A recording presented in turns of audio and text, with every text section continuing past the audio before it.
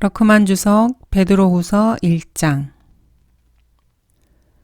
베드로후서는 나의 장막을 벗어날 때가 임했음을 알민이라고 하는 시몬 베드로의 말을 통해서 보았을 때 자신의 죽음이 임박했음을 감지하고 이 서신을 쓴 것으로 알 수 있습니다. 베드로가 언제 어디서 죽음을 맞았는지는 기록이 없기 때문에 확실하게는 알지 못합니다. 이 서신에서 가장 눈에 띄는 단어 3개가 있는데 그 중에 하나가 영광, 지식, 기억이라는 말입니다. 지식이라는 말은 알다라는 단어와 함께 여러 번 나오고 있습니다. 서신은 누가 누구에게 그 서신을 썼는지가 중요합니다. 교리적으로 보면은 대환란 관련 서신으로 보아도 무방합니다. 그러나 전체 내용들 가운데서 상당 부분에 있어서 그리스도인들의 실제적 삶에 대한 덕목을 강조하고 있습니다. 성경에 대한 그리스도인의 올바른 자세를 제시하고 있다는 점에서 교리적인 면보다는 이 시대를 살아가는 그리스도인들의 삶에 직접 적용할 수 있는 그런 유용한 내용들이 아주 많이 나옵니다. 예를 들어서 많은 사람들을 배교로 치닫게 하는 거짓 교사들에 대한 경고하는 부분이 많이 나옵니다. 이 거짓 교사들이 사실 교리적으로는 대환란 시대에 등장하게 될 배교자들을 일컫는 말입니다. 그러나 교회 시대 이 마지막 때에도 이 시대를 명료하게 비추는 거울로서의 역할을 하고 있습니다. 그리스도의 재림과 주의 날을 일깨워주고 있다는 점에서는 대환란 구절이긴 하지만은 교회 시대에 유용하게 적용할 수 있는 구절들입니다. 죽음을 앞두고 쓴 편지임에도 불구하고 한 구절 한 구절 모두가 다 활기가 넘치고 기쁨에 차 있습니다. 마지막 시대의 거짓 교사들로 인해서 배교로 물든 암울한 상황을 내다보고 있는데도 불구하고 어디에서도 낙담이나 절망을 찾아볼 수 없습니다. 바울이 죽음을 앞두고 쓴 디모데후서와 대단히 유사합니다. 초대교회 시대에 온 힘을 다해서 복음 전파 사역에 열정을 쏟았던 위대한 사도들이 자신들의 죽음을 눈앞에 두고 이처럼 기쁨과 소망 가운데서 활기찬 서신서들을 썼다는 것은 이 시대를, 이 마지막 기간을 살아가는 그리스도인들에게 참으로 큰 의미가 있다고 하겠습니다. 베드로가 바울과 함께 로마에 있었다거나 로마의 교회를 세우는 등 활발한 포교 활동을 하다가 네로 치하에서 순교했다고 주장하는 로마 카톨릭은 베드로의 무덤 역시 로마에서 발견되었다는 헛소문을 퍼뜨리고 있습니다. 그리고 바티칸의 총본산이라고 할 수 있는 생피에트로 대성당이 바로 베드로의 무덤 위에 세워졌다고 허풍을 떨고 있습니다. 이는 고고학적으로도 입증되지 않은 억지입니다. 베드로가 네로에 의해서 로마에서 십자가에 거꾸로 매달려 순교했다는 이야기는 친로마 카톨릭 사가였던 터툴리아누스가 처음에 제기한 이야기입니다. 베드로의 무덤에 대한 고고학적 증거라는 건 역시 로마 카톨릭 사제였던 가이우스가 조작해낸 허구적인 내용입니다.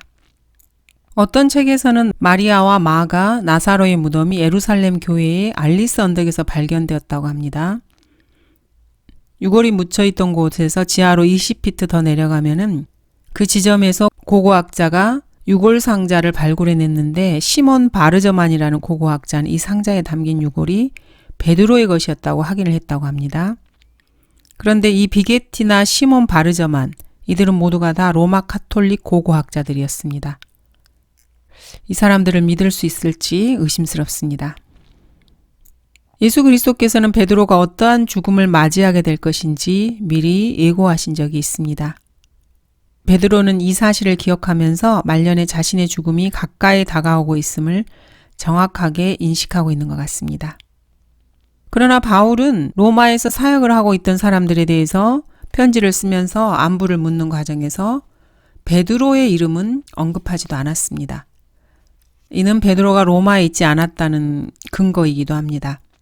베드로가 로마에 있었고 그곳에서 열심히 말씀을 전파했다면은 바울이 베드로의 활동에 대해서 단 한마디 소식도 전하지 않았을 리가 없기 때문입니다. 베드로후서 1장 1절부터 보도록 하겠습니다. 1절. 예수 그리스도의 종이요 사도인 시몬 베드로는 하나님 곧 우리 구주 예수 그리스도의 의로 말미암아 우리와 함께 동일하게 보배로운 믿음을 받은 사람들에게 편지하노라. 베드로전서에서 베드로는 자신을 예수 그리스도의 사도 베드로라고 말을 하고 있습니다. 그런데 이 베드로 후서에서는 예수 그리스도의 종이요 사도인 시몬 베드로라고 이렇게 몸을 잔뜩 낮춘 상태에서 서신서를 쓰고 있습니다. 눈길을 끄는 대목입니다. 세월이 많이 흘러서 베드로는 많이 완숙한 그리스도인으로 성숙돼 있음을 보여주는 대목입니다. 이런 점에서 그리스도인들이 이 서신을 읽을 때 초도부터 무엇인가 배울 게 많다는 것을 짐작할 수 있게 해줍니다. 그리고 베드로가 남긴 이 서신서를 그만큼 각별한 마음으로 대하게 됩니다. 시간이 흐르면서 그만큼 성숙한 모습으로 자리 잡아간다는 것, 이것이 베드로뿐만 아니라 모든 그리스도인들에게 자연스럽게 나타나는 현상입니다. 거듭난 후에 여전히 젖먹이 모습을 벗어나지 못하던 시절에는 자기 자신만 그리스도인이 된 것처럼 믿는 자에게 능치 못할 것이 어디 있느냐, 이런 식의 태도를 보이기도 합니다. 그리고 하나님의 능력 안에서 믿음으로 무엇이나 할 수 있다. 나는 택함받은 자요, 하나님의 권위에 따라 그리스도인을 대표해서 이런저런 사역을 감당한다. 이렇게 저렇게 말하면서 울줄대기 십상입니다. 그러나 세월이 흐르면서 갖가지 여러 인생의 곡절을 겪는 동안에 이리 터지고 저리 얻어맞고 이리 깎이고 저리 부서지면서 조금씩 더 겸손해지고 더 온유하고 좀 더 무게가 있게 되고 신중한 그리스도인으로 성숙해가는 것입니다. 이것이 그리스도인의 정상적인 변화입니다. 사실 자연인도 세월의 흐름과 함께 성숙해지는 것은 마찬가지 현상입니다. 진리로 무장한 그리스도인의 경우에는 더욱 두드러진 그런 변화라고 할 수 있습니다. 베드로의 원래 이름은 시몬이었습니다. 예수님께서 제자들에게 자기를 누구라고 생각하느냐고 물으셨을 때 시몬은 주는 그리스도 곧 살아계신 하나님의 아들이시라고 그렇게 대답을 합니다. 풋내기였던 시몬이 이렇게 위대한 고백을 할 수 있었다는 것은 참으로 놀랍습니다. 시몬에게서 이렇게 놀라운 고백을 들으신 예수님께서는 요나의 아들 시몬아, 내가 그런 고백을 다 할 수 있게 되었다니 내가 정말 복이 있구나. 그러나 내가 이것을 알게 된 것은 혈과 육이 가르쳐 준 것이 아니고 하늘에 계신 나의 아버지께서 너에게 알게 하신 것이다. 이렇게 말씀을 하십니다. 육신적인 안목으로는 예수 그리스도께서 하나님의 아버지의 아들이시라는 사실을 제대로 알지 못하기 때문입니다. 오직 영적인 사람에게나 하나님께서 이것을 알게 하시고 또 입으로 고백할 수 있는 것입니다. 예수 그리스도께서는 시몬에게 이렇게 말씀하십니다. 나도 너에게 말하노니 너는 베드로라.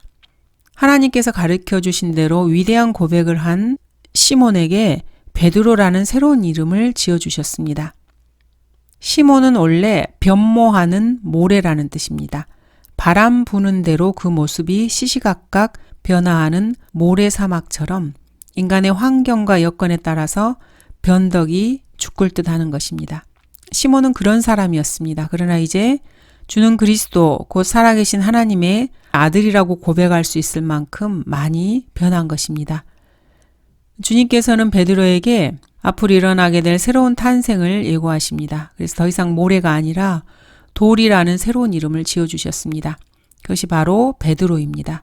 시몬 베드로는 자신이 획득한 새로운 본성을 의식하면서 시몬이라는 옛 이름을 버리고 이 베드로라는 새 이름으로 이 베드로전서 발신자 이름을 밝혔고 거기에 사도라는 영예로운 신분까지 자랑스럽게 곁들여서 예수 그리스도의 사도 베드로라고 스스로를 높이면서 자신을 지칭했었습니다. 그리스도인 중에서 가장 높은 신분이 사도라고 생각했던 것 같습니다. 물론 이것이 사회 계급이나 어떤 집단 내 지위의 고하를 나타내는 말은 아니지만은 사도가 영적 리더십의 면에서 봤을 때는 그리스도인 중에서 가장 높은 지위에 올라 있는 사람이었다는 것은 사실입니다. 베드로전서를 기록할 때 베드로는 이것을 의식하면서 자기 스스로를 사도 베드로라고 나타내기를 서슴지 않았습니다. 그런데 이제 베드로 후서를 쓸 때는 꽤 많은 시간이 흘렀습니다.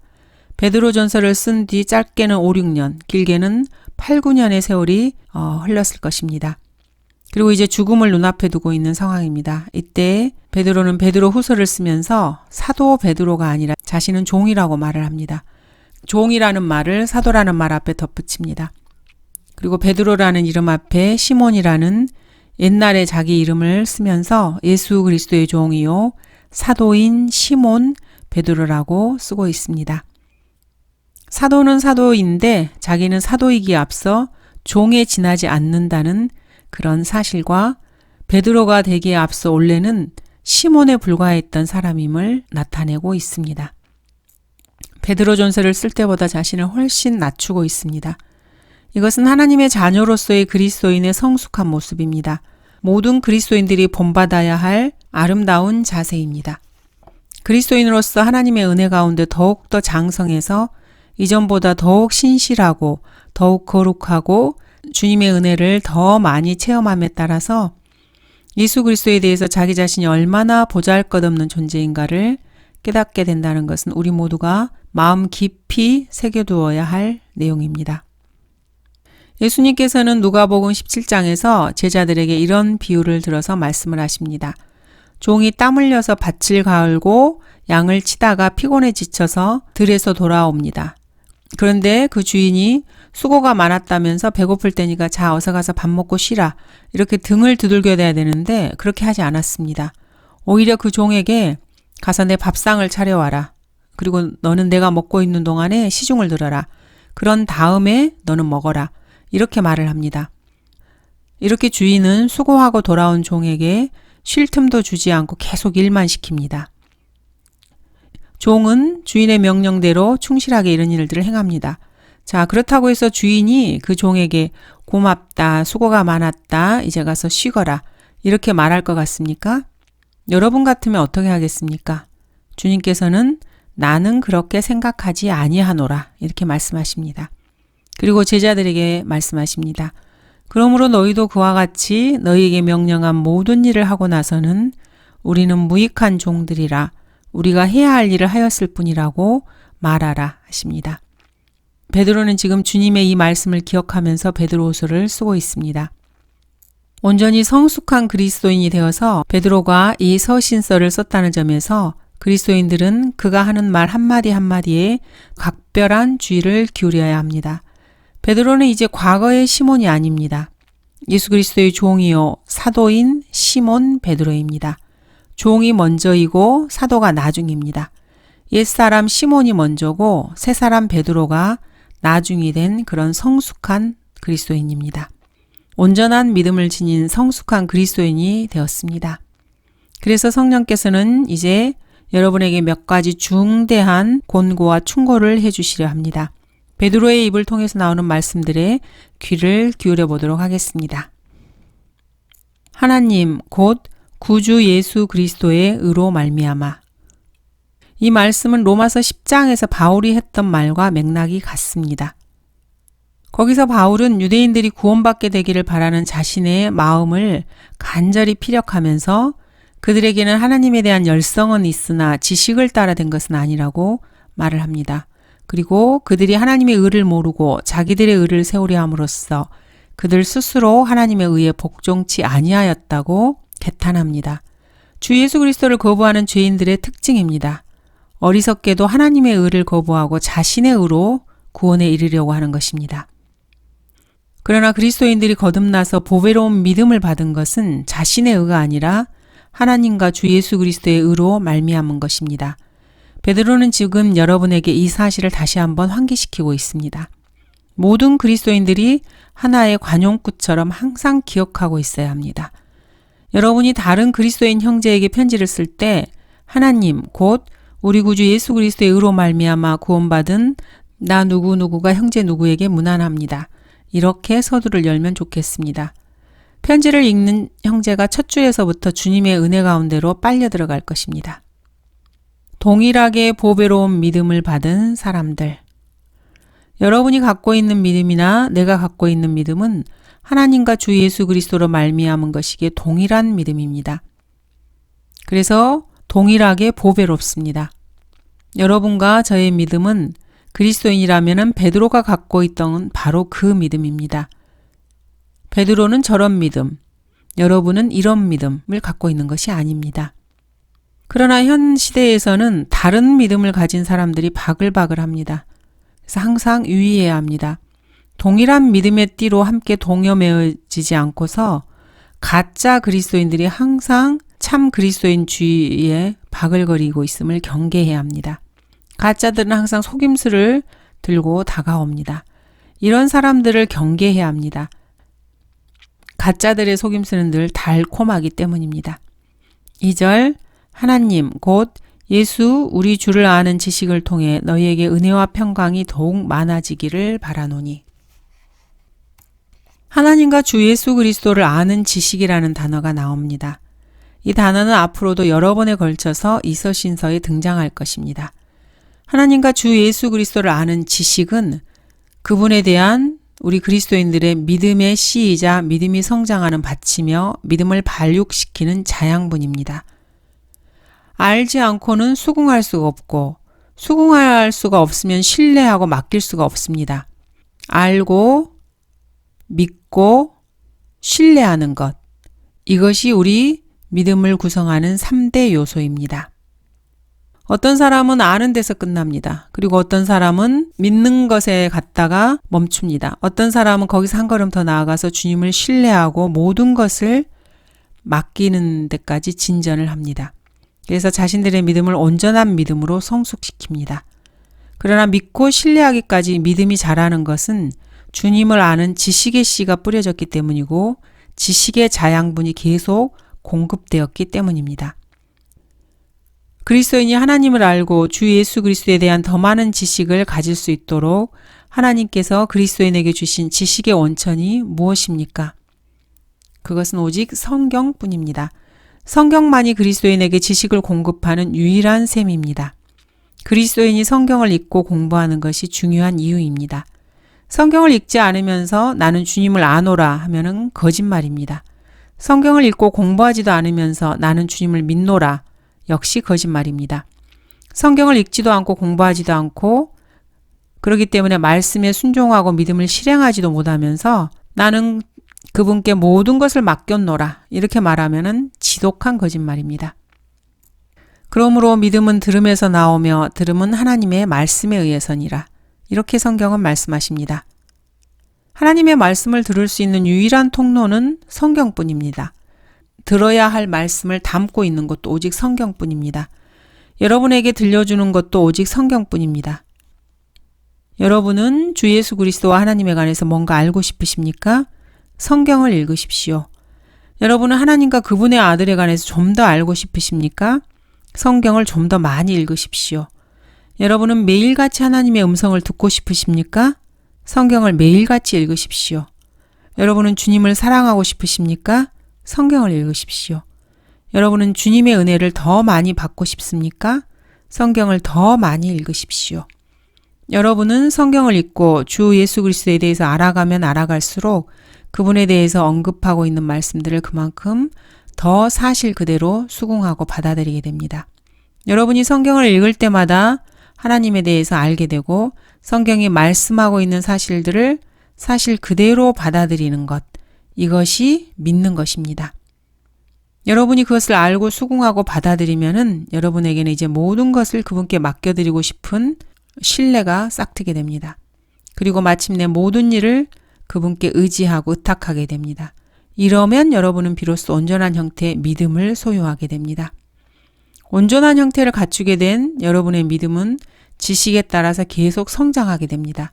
여러분이 얼마나 정확하게 많은 지식을 갖게 되었느냐에 따라서 여러분이 얼마나 많은 진리들을 수긍하고 진리로 받아들이게 되느냐가 결정되고 이에 따라서 얼마나 많이 그분께 의탁할 수 있는지가 결정됩니다. 즉, 여러분의 믿음은 지식이라는 자양분을 흡수해서 계속 성장해 나갑니다. 성장하지 못하는 믿음은 발육을 멈추고 있다는 점에서 야고보가 말하는 죽은 믿음입니다. 죽어있기 때문에 활동을 하지 못하는 믿음은 행동을 하지 않습니다.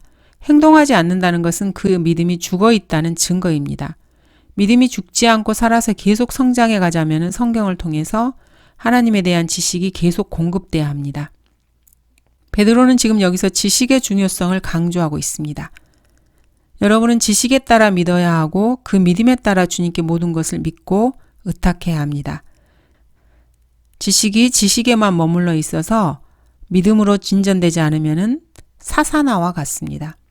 지식이 믿음으로 진전되었을 때 그 믿음이 더욱 견고하게 자라서 주님에 대한 온전한 신뢰까지 전진해야 합니다. 그렇지 않으면 그 믿음은 발육부진에 빠져버린 상태가 됩니다. 성장을 멈춘 상태는 죽은 것이나 다름없습니다. 3절, 즉 그의 신성의 능력이 생명과 경건에 속한 모든 것을 우리에게 주심에 따라 우리를 영광과 덕에 이르도록 부르신 분에 관한 지식을 통해 그리 되기를 바라노라. 주 예수 그리스도께서는 우리에게 모든 것을 주셨습니다. 이 모든 것은 생명과 경건에 속한 것으로 주님께서는 자신의 신성의 능력으로 이 모든 것을 우리에게 주셨습니다. 주님께서는 앞으로 주시겠다는 것이 아니라 이미 주셨습니다. 이미 주셨다는 것을 똑똑히 알고 있어야 합니다. 이것을 알아야 그 지식을 통해서 여러분도 믿음으로 진전해서 영광과 덕에 이르게 됩니다. 지식이라는 단어가 다시 나오고 영광이라는 단어가 처음 나옵니다.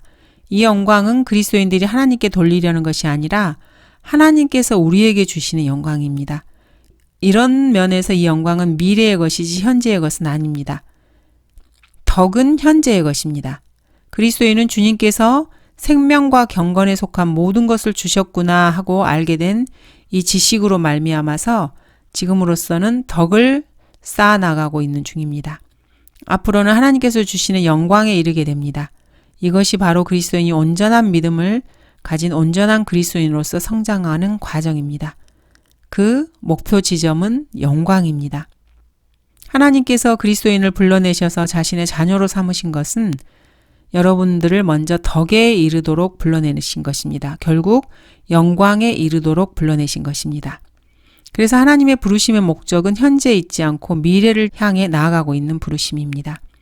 여러분은 이 부르심에 따라서 지금 살아가고 있는 동안에 덕에 이르고 장차 이 땅에서의 생을 마감하고 죽을 때에는 영광에 이르게 됩니다.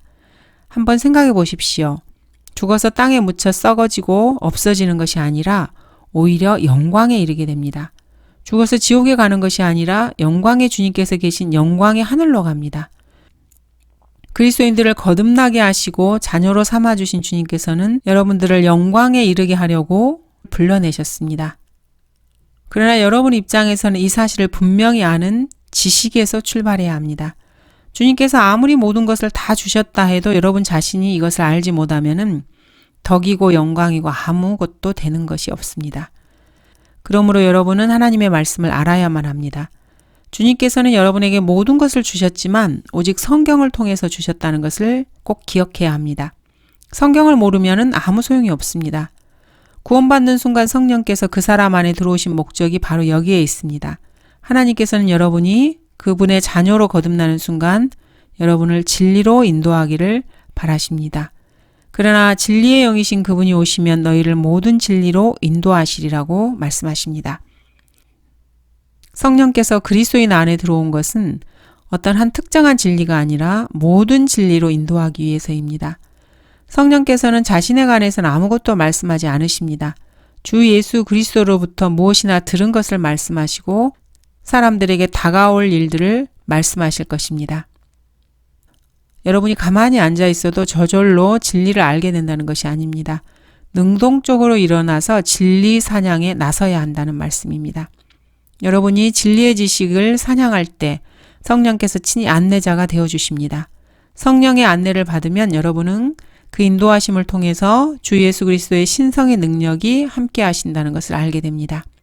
그 능력을 통해서 생명과 경건에 속한 모든 것이 여러분에게 쏟아져 들어오고 있음을 알게 될 것입니다. 그 지식을 통해서 영광과 덕에 이르도록 하시는 주님의 의도와 목적과 은혜를 깨닫게 됩니다. 여러분들이 이렇게 되도록 주님께서는 부르셨습니다. 이 부르심에 어떻게 현명하게 반응하고 어떻게 합당하게 부응할 것인가는 여러분 각자 개인에게 달려 있습니다. 4절, 이로써 우리에게 지극히 크고 귀한 약속들을 주심은 너희로 하여금 이 약속들을 통해서 정욕으로 인해 세상에 있게 된 타락을 피하여 하나님의 본성에 동참하는 자가 되게 하려 하심이라. 여러분은 주님께로부터 어떤 지극히 크고 귀한 약속을 받았다고 생각하십니까? 여러분은 이 약속으로 하나님의 본성에 동참할 수 있게 되었습니다. 하나님의 본성에 동참했다는 것은 하나님과 본성적으로 똑같은 존재가 되었다는 말입니다. 이거야말로 지극히 크고 귀한 약속입니다. 여러분은 그리스도인이라면 그 약속을 받은 것입니다. 그것이 무엇입니까?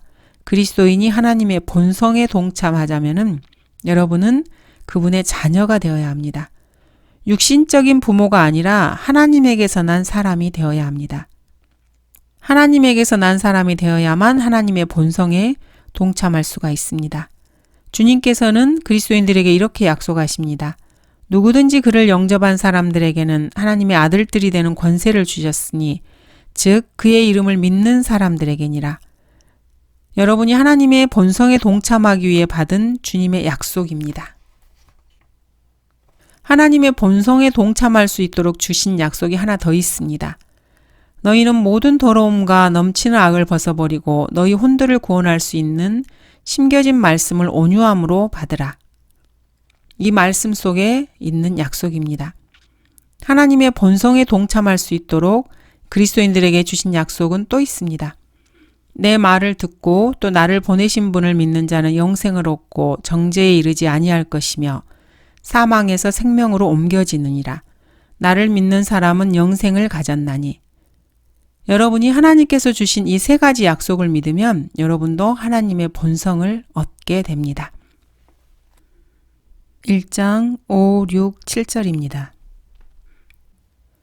이뿐만 아니라 너희가 더욱 전심전력하여 너희의 믿음의 덕을, 덕의 지식을, 지식의 절제를, 절제의 인내를, 인내의 경건을, 경건의 형제 우애를, 형제 우애의 사랑을 더하라. 이뿐만 아니라고 말씀하십니다.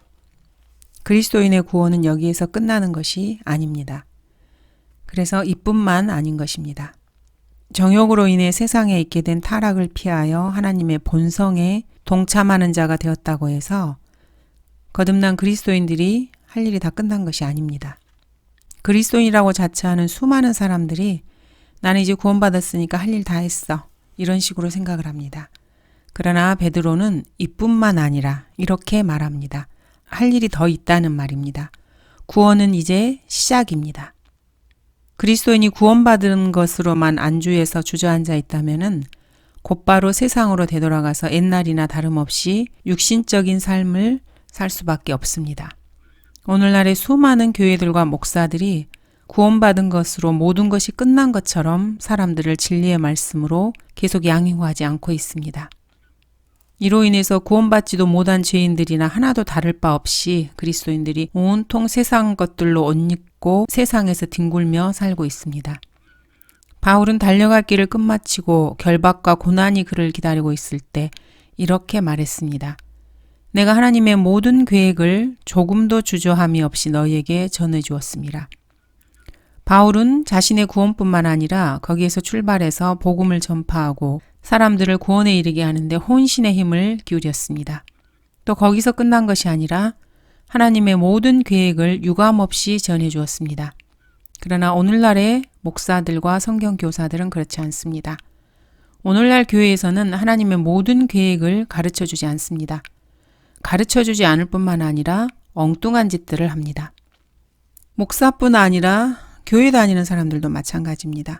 교회 다니는 사람들 자체가 하나님의 모든 계획에 대한 진리를 설교하는 목사들을 싫어합니다. 그들은 무엇인가 다른 것을 가르쳐주는 사람을 좋아합니다. 건전한 교리를 견디지 못하는 것입니다. 자신들의 귀를 즐겁게 해줄 사람을 원합니다. 이것이 바울이 경고했던 바로 그것입니다. 때가 이르리니 사람들이 건전한 교리를 견디지 못하고 그들 자신의 정욕에 따라 가려운 귀를 즐겁게 해줄 선생들을 많이 두리라. 또한 그들이 그들의 귀를 진리에서 돌이켜 꾸며낸 이야기로 돌리리라. 바울은 이미 오래전에 이렇게 경고를 했습니다. 그래서 오늘날 배교는 그리스도의 몸 안에서 일어나고 있습니다. 오늘날의 그리스도인들은 진리에서 돌이켜 거짓을 말하는 설교자들을 환영합니다. 설교자들은 이러한 풍조에 맞춰서 이들의 귀를 즐겁게 할 이야기를 꾸며냅니다. 거듭나고 그리스도 안으로 들어간 자들이 그리스도의 몸 안에서 배교를 하고 있습니다. 이렇게 말한다고 해서 구원받은 사람이 구원을 잃어버린다는 말은 아닙니다. 거듭난 사람들이 하나님의 말씀에서 돌이켜 거꾸로 하나님을 대적하고 있다는 말입니다. 오늘날의 그리스도인들은 요한복음 3장 16절의 말씀은 감히 거부하지 않습니다. 그러나 그 이상의 진리들은 모두 온유한 마음으로 받아들이지 않습니다. 이뿐만 아니라 너희가 더욱 전심전력하여 구원으로 모든 것이 다 되었다고 생각하지 말고 그것을 출발점으로 여겨서 여러분들의 모든 마음을 다하고 힘을 다해서 열심히 뭔가를 추구하라고 촉구하고 있습니다. 먼저 너희의 믿음의 덕에 지식을 더해 나가라고 말합니다. 구원받았으면 구원에 이른 그 믿음에 무엇인가를 더해야 한다는 것입니다. 맨 먼저 덕을 쌓으라고 베드로는 가르칩니다. 덕은 영어로 virtue인데 도덕적, 윤리적으로 수준 높은 기준을 말합니다. 그리고 여기에 지식을 더하라고 촉구하고 있습니다. 덕이 먼저이고 지식이 그 다음입니다. 덕이 지식보다 더 중요한 기반이 됩니다. 성경은 지식은 교만하게 하지만 사랑은 세워주느니라 이렇게 말씀하십니다. 그래서 먼저 덕이 있어야 하고 그 다음에 지식을 쌓아 올려야 합니다. 목사가 어느 주일 아침 믿음의 덕을 이렇게 외칩니다. 그러자 회중들은 비록 겉으로는 드러나지 않지만 속으로는 고리타분해 이렇게 불만스러워합니다. 이것이 요즘의 세태입니다. 그러면은 그 사람들의 눈치를 보고 그들의 장단에 맞추려고 합니다. 그러나 참된 그리스도인은 그렇게 해서는 안 됩니다. 육신적인 그리스도인들이 고리타분하다고 여긴다고 해서 여러분 역시 너희의 믿음의 덕의 지식을 이 말씀을 외면해서는 안 됩니다. 이것은 결코 고리타분한 말씀이 아닙니다. 죽어가는 그들을 살리는 진리의 말씀입니다. 지식이 쌓이더라도 그것을 적절하게 제어할 줄 알아야 합니다. 그래서 6절에서는 지식에 절제를 더하라고 말씀합니다. 절제되지 않은 지식은 교만, 방자함에 이르게 됩니다. 그러나 절제를 한다고 해서 다 끝나는 것이 아닙니다. 절제에 인내를 요구하고 있습니다. 목사가 지난 주일 아침 설교의 덕을 설교하더니 이제는 지식을 역설합니다. 회중들은 속으로 당신이나 성경을 읽어요. 이렇게 시큰둥한 눈치였습니다. 그러다가 그 다음 주에 한 걸음 더 나아가서 절제 이야기를 꺼냅니다. 그럼 이제 노골적으로 불만을 드러내면서 눈을 내리깝니다. 왜 이렇게 우리에게 주일만 되면 스트레스를 주는 거지? 이렇게 말합니다. 그러나 이번 주일에는 여기서 또 한 걸음 더 나가서 인내 이야기를 설교로 진행합니다. 아마도 그 다음 주일 출석 교인 수가 적어도 3분의 1은 줄어들 것입니다. 그렇게 되는 것이 무서우십니까? 그런데 이번에는 인내의 경건을 하고 베드로가 눈치 없이 계속해서 설교를 이어나갑니다. 경건, 가들린리스는 4절에서 언급된 대로 정욕으로 인해 세상에 있게 된 타락을 피하는 것, 그 이상의 경지에 도달하는 것을 말합니다. 경건이라는 말은 영어로 godliness인데 하나님과 같음이라는 뜻입니다. 여러분이 주 예수 그리스도와 일치해 있는 것이 바로 경건입니다. 여러분이 그리스도와 비슷하게 닮아가는 것과는 전혀 다른 것입니다. 그리스도인이 그리스도를 닮아가는 것이 아니라 그리스도와 일치하는 것입니다. 그리스도인들은 그리스도를 닮아가는 사람들이 아닙니다. 그리스도의 몸 안에 들어간 사람들입니다. 그리스도와 한 몸이 되었습니다. 바울은 우리 많은 사람이 그리스도 안에서 한 몸이 되어 각 사람이 서로의 지체가 되었느니라 이렇게 말하고 있습니다. 에베소서 4장 3절에서는 화평의 띠 안에서 성령의 하나됨을 지키도록 열심히 노력하라 이렇게 충고하고 있습니다. 고린도전서 12장 27절에서는 이제 너희는 그리스도의 몸이요 개별적으로는 그 지체들이라 이렇게 말씀하고 계십니다. 여러분이 구원받는 순간 옛 사람은 죽고 그리스도의 몸 안에서 새 사람으로 태어난 것입니다. 이것을 두고 바울은 예수 그리스도 안으로 침례받은 우리가 그의 죽으심 안으로 침례를 받은 것이라고 말하고 있습니다. 여러분이 그리스도를 닮아간다면은 여러분은 여전히 죽지 않고 살아있다는 뜻입니다. 이것은 경건이 아닙니다. 경건이란 여러분들이 그리스도와 한 몸 안에서 일치되는 것을 말합니다. 하나님께서는 여러분들이 경건에 이르도록 스스로 훈련하라고 요구하십니다. 경건에 이르도록 내 자신을 훈련하라. 몸의 훈련은 유익이 적지만 경건은 모든 일에 유익하며 현재와 미래의 생명의 약속을 소유하게 하느니라. 이 훈련은 좋은 교리의 말씀들로 양육을 받아야 이루어집니다. 이 훈련을 통해서 여러분들은 예수 그리스도의 훌륭한 일꾼이 됩니다. 여러분이 경건에 이르면은 예수 그리스도와 일치하게 되는 것이기 때문에 그분의 능력이 여러분 안에서 나타나게 됩니다. 그렇지 않으면은 여러분의 경건은 모양만 갖춘 가짜 경건입니다. 바울은 마지막 때에 이처럼 경건의 모양만 갖추고 그 능력은 부인하는 자들이 나타날 것을 경고하고 있습니다. 그리고 그런 자들에게서 돌아서라고 명령합니다. 여러분은 경건한 척 하는 것이 아닙니다. 참으로 경건에 이르러야 합니다. 그럴 때 여러분은 비로소 주 예수 그리스도를 안다고 말할 수 있습니다. 여러분이 그분과 일치하기 전에는 주 예수 그리스도를 안다고 말할 수가 없습니다. 안다는 것, 즉 알은 못못에 관해서 아는 것을 뜻하는 것이 아닙니다. 진짜로 안다는 것은 거기에 도달해 있는 경지를 말합니다. 여러분이 주님과 온전히 하나가 되어 있는 상태가 참된 알입니다. 여러분이 예수 그리스도에 관해서 아는 것은 아직 참된 알을 아는 것에 도달한 것이 아닙니다. 여러분이 예수 그리스도의 본성에 동참했을 때 그분과 일치해 있는 아는 것에 이른 것입니다. 이것이 바로 경건입니다. 7절은 경건의 형제 우애를, 형제 우애에 사랑을 더하라 이렇게 말씀하십니다. 결국 사랑이 그리스도인의 궁극적인 덕으로 손꼽히고 있습니다. 바울도 이 모든 것 위에 사랑을 더하라. 이것이 온전함의 띠니라고 말합니다. 이 사랑이라는 덕에 이르러야 그리스도인이 그리스도인으로서 온전해졌다고 띠로 보증을 받을 수 있다고 말합니다. 여기서 말씀하는 사랑은 헐리우드식의 그런 러브가 아니라 자선, 자비심, 자애로움 등을 나타내는 체러티의 사랑입니다.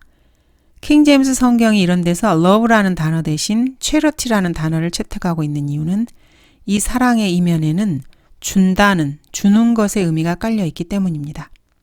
charity로 표기되는 사랑은 주기는 주되 그 대가로 뭔가 되돌아올 것을 고려하지 않고 순수한 마음으로 주는 것을 말합니다.